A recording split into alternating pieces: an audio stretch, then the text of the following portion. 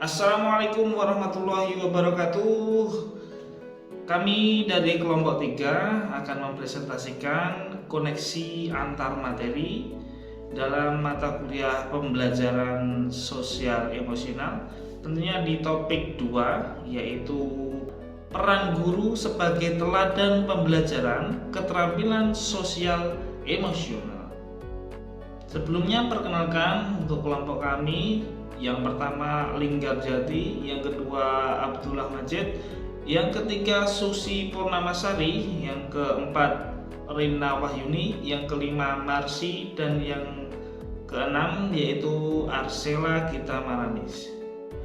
Dalam koneksi antar materi pada topik ini, kita akan membahas pembelajaran sosial emosional yang kita kaitkan dengan metode pembelajaran, hubungan interpersonal, dampak sel, kemudian integrasi sel pada mata pelajaran, dan yang terakhir yaitu penerapan profil pelajar Pancasila.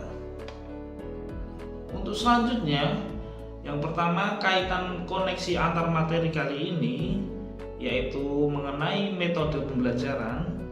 Nah, metode pembelajaran kali ini yang kita hubungkan ataupun yang kita kaitkan antara keterampilan sosial emosional yang dapat diterapkan menurut kelompok kami, yaitu ada metode role playing atau bermain peran.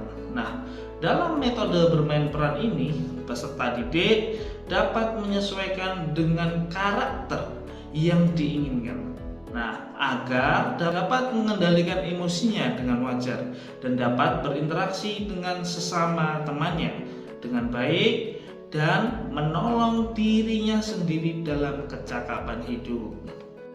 Kemudian, hubungan interpersonal. Nah, ini kaitannya dengan kemampuan yang dimiliki oleh guru untuk menjalin komunikasi dengan peserta didik, dengan orang tua, serta warga sekolah dalam mengelola kemampuan sosial emosional.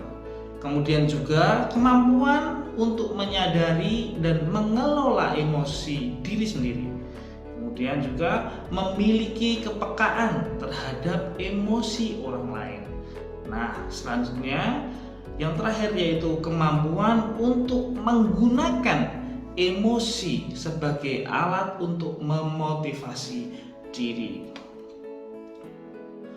Untuk selanjutnya yaitu dampak sosial emotional learning ya.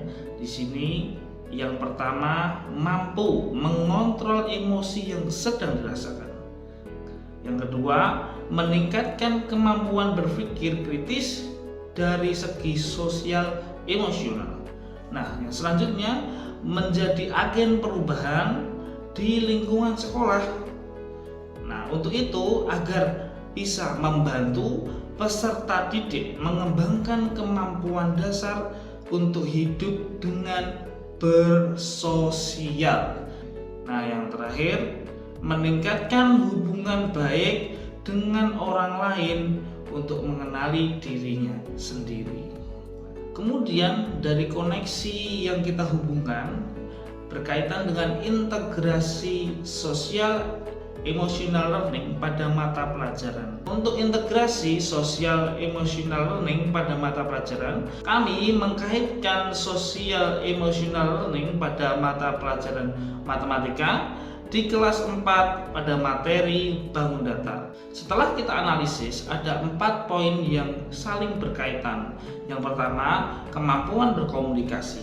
Yang kedua, kemampuan memecahkan masalah.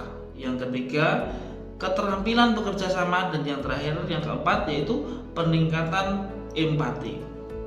Dalam hal ini akan kita bahas satu persatu. Yang pertama, keterampilan berkomunikasi. Dalam belajar bangun datar, siswa perlu berkomunikasi dengan baik untuk memahami dan menjelaskan konsep dan prosedur yang terlihat. Keterampilan berkomunikasi yang baik juga membantu siswa untuk mempresentasikan jawaban mereka dengan jelas dan efektif. Yang kedua, kemampuan memecahkan masalah. Dalam hal ini, belajar bangun datar melibatkan pemecahan masalah dan keterampilan logika. Dengan mengembangkan keterampilan ini, siswa dapat lebih baik dalam memecahkan masalah dan mencari solusi yang tepat dalam soal-soal matematika. Yang ketiga, kemampuan bekerja sama. Dalam memecahkan masalah bangun datar, siswa perlu bekerja sama, perlu berkolaborasi secara berkelompok untuk mencari solusi yang tepat agar mereka bisa saling berbagi pengetahuan di situ. Dengan bekerja sama, siswa dapat saling membantu dan membangun kepercayaan diri dalam tim.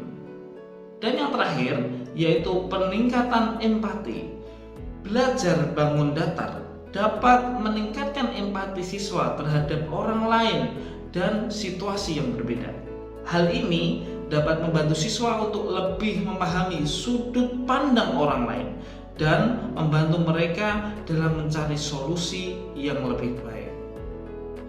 Oleh karena itu, social emotional learning dapat membantu siswa memperoleh keterampilan sosial dan emosional yang diperlukan untuk berhasil dalam belajar matematika dan memahami materi bangun datar dengan lebih baik tentunya.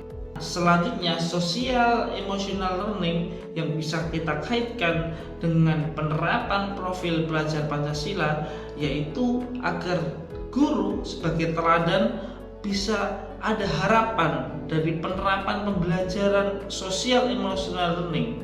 Sebagai guru memiliki harapan dalam penerapan keterampilan social emotional learning. Nah, harapannya dari penerapan pembelajaran sosial emosional adalah untuk menciptakan lingkungan belajar yang aman dan nyaman agar seluruh individu di sekolah dapat meningkatkan kompetensi akademik dan kesejahteraan psikologis secara optimal.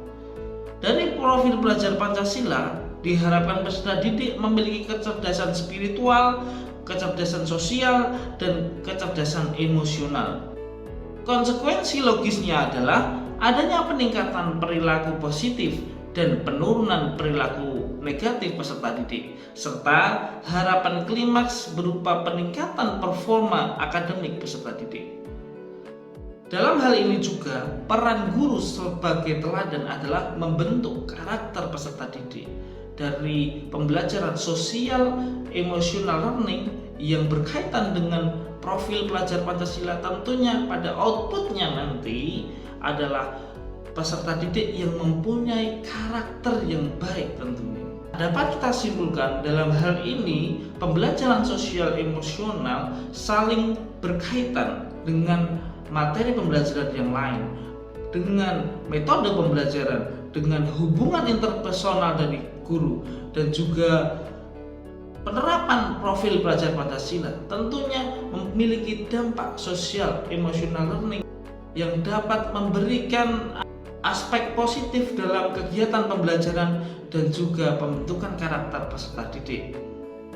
Demikian koneksi antar materi di topik 2 pembelajaran sosial emosional. Semoga bermanfaat. Jika teman-teman punya pendapat yang lain ataupun memberi saran dan masukan, silahkan berkomentar di bawah. Sampai jumpa. Wassalamualaikum warahmatullahi wabarakatuh. Sekian dan